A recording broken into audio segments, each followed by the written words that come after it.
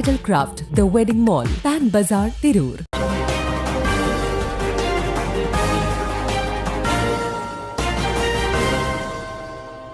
നമസ്കാരം, പ്രഹേളിക ന്യൂസിലേക്ക് സ്വാഗതം. ആലത്തൂരിലെ 20-കാരിയുടെ മരണം, ഭർത്തൃവീട്ടുകാർക്കെതിരെ കുടുംബം.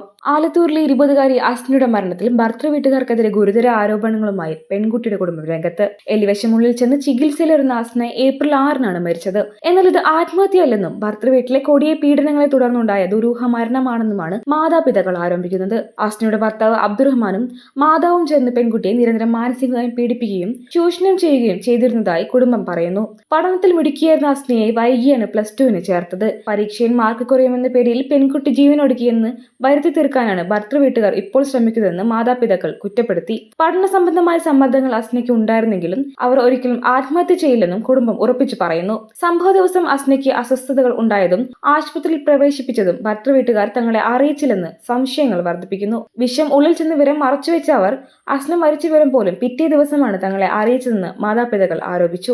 മരണത്തിലെ നിഗൂഢതകൾ നീക്കണമെന്നും കുറ്റക്കാർക്കെതിരെ കർശന നടപടി സ്വീകരിക്കണമെന്നും ആവശ്യപ്പെട്ട് പോലീസിൽ പരാതി നൽകാൻ ഒരുങ്ങുകയാണ് കുടുംബം. നിലവിൽ അസ്വാഭാവിക മരണത്തിന് കേസെടുത്ത ആലത്തൂർ പോലീസ് അന്വേഷണം ആരംഭിച്ചിട്ടുണ്ട്. കുടുംബത്തിന്റെ മൊഴി രേഖപ്പെടുത്തുന്നതോടൊപ്പം മരണകാരണമായ സാഹചര്യങ്ങളെക്കുറിച്ചും ഭർത്തൃവീട്ടിലെ പീഡനാരോപണങ്ങളെക്കുറിച്ചും വിശദമായ അന്വേഷണം നടത്താനാണ് പോലീസിന്റെ തീരുമാനം. News desk, Prahelika news.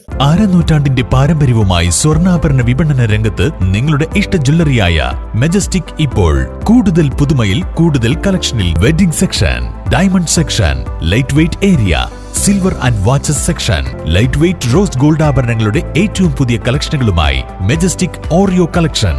ഏറ്റവും കുറഞ്ഞ പണിക്കൂലിയിൽ മലപ്പുറം ജില്ലയിലെ number 1 jewellery majestic Jewellers, Thazhepalam, Tirur.